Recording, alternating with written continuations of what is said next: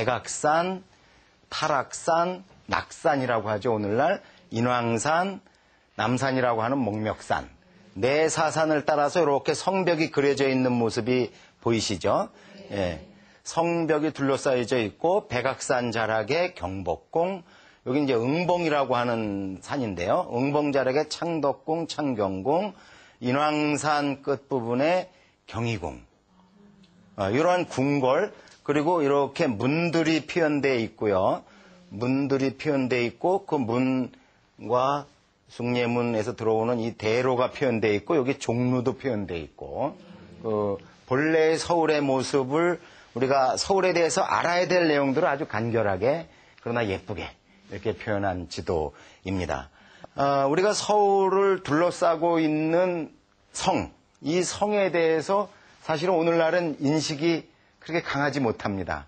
왜냐하면 성벽이 많이 헐려 없어지고 도시가 이제 커지면서 그것이 어떻게 보면 교통이라든지 이런 데 방해되는 측면이 있기 때문에 많이 없앴기 때문에 서울이 성으로 둘러싸여져 있는 도시였다라는 생각을 잘 못하게 되어 있습니다.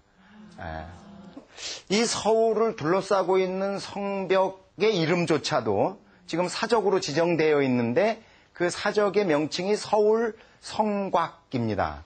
근데 그것은 제가 보기엔 조금 좀 정확치 않고 좀 불만스러운 표현이라고 할 수 있습니다. 성곽이라면 돌로 쌓은 그 시설물을 중심으로 이제 그것에 한정해서 얘기하는 것인데 옛날에는 서울 성곽이라는 표현 물론 쓰질 않았고요. 도성이라고 했습니다. 도성.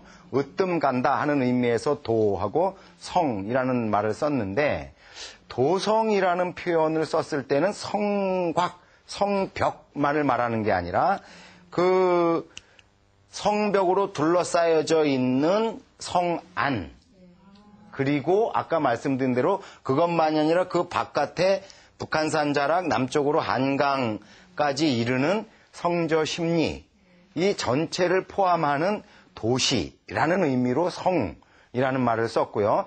그런 도시들 가운데서 으뜸 가는 도시, 가장 중요한 도시, 수도, 임금님이 사시는 도시, 왕도라는 뜻으로 도성이라는 말을 썼습니다.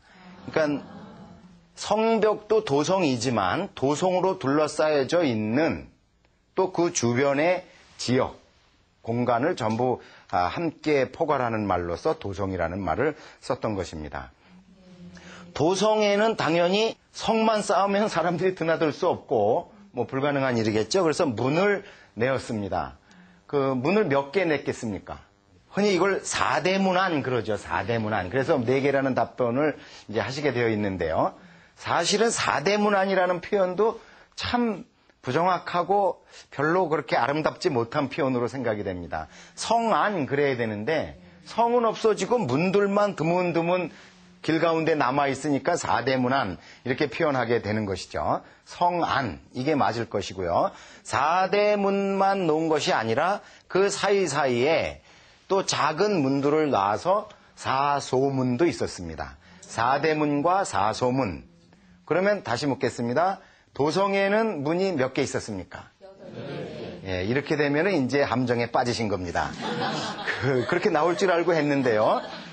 8개의 문은 이름이 있는 문이고요. 이름이 딱 붙은 문이고 이런 산 지역, 백악산, 타락산, 인왕산, 목멱산 하는 산 지역에는 사람들이 드나들 필요가 있을까요? 없을까요?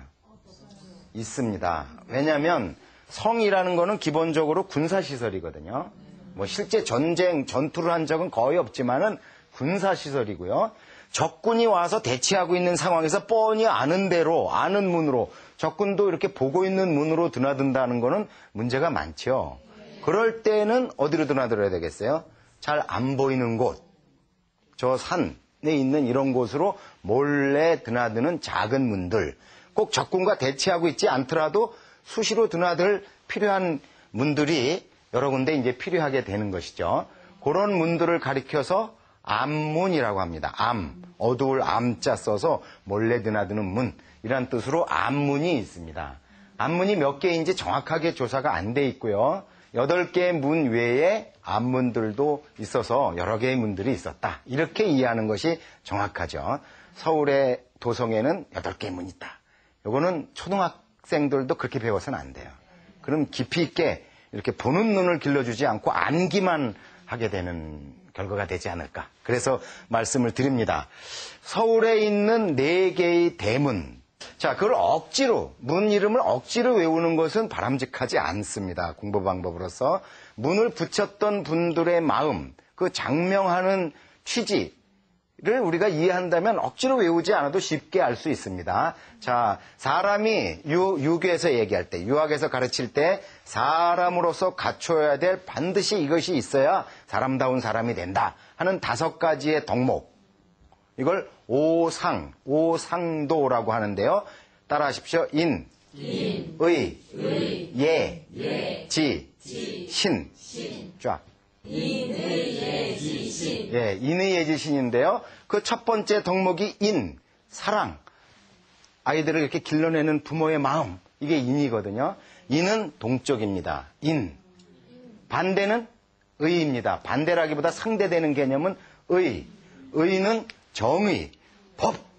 옳은 것은 옳고 그른 것은 그러다 하고 딱 자르는. 그것이 없으면 사회가 유지되지 않겠죠. 정의, 의는 서쪽입니다. 해가 지는, 딱 마무리하는 그런 거고요. 예, 인의 예. 예는 뭡니까? 사람이 살면서 아주 작은 일, 태어나서 말을 배우고 하는 어린아이부터 매일매일 부닥치는 작은 일에서 또 인생 살면서 부닥치는 큰 일, 뭐 부모님이 돌아가신다든지 내가 혼인을 한다든지 하는 그러한 큰 일들에 이르기까지 모든 살아가는 과정에서 부닥치는 상황 속에서 갖춰야 될 마음가짐, 몸가짐. 굉장히 크죠. 예라는 것은 바른 도리. 이때는 이렇게 마음 먹고 이렇게 행동하는 것이 옳으니라 하고 가르쳐주는 것. 그 규정 내용이 예입니다. 예가 굉장히 큰 개념이라고 볼 수 있어요. 예가 크겠어요? 법이 크겠어요? 그 어떤 다루는 범위를 볼 때. 예가 큽니다. 법은 이렇게 하면 안 된다. 이렇게 해라. 아니면 벌을 준다. 이게 법이라면은 이렇게 하는 것이 옳으니라. 이렇게 하도록 하여라. 라고 가르치는 게 예라고 할 수 있어요. 예. 남쪽에 배치합니다. 인의 예. 그 다음에 지. 지는 뭐겠어요? 지식일까요? 지혜일까요? 예. 지자, 한자가 다르죠. 밑에 날일이 더 붙어야 돼. 지식은 많이 아는 거라면 지혜는 깊은 눈. 아무 학식이 이렇게 학력이 별 저기가 없다 하더라도 인생과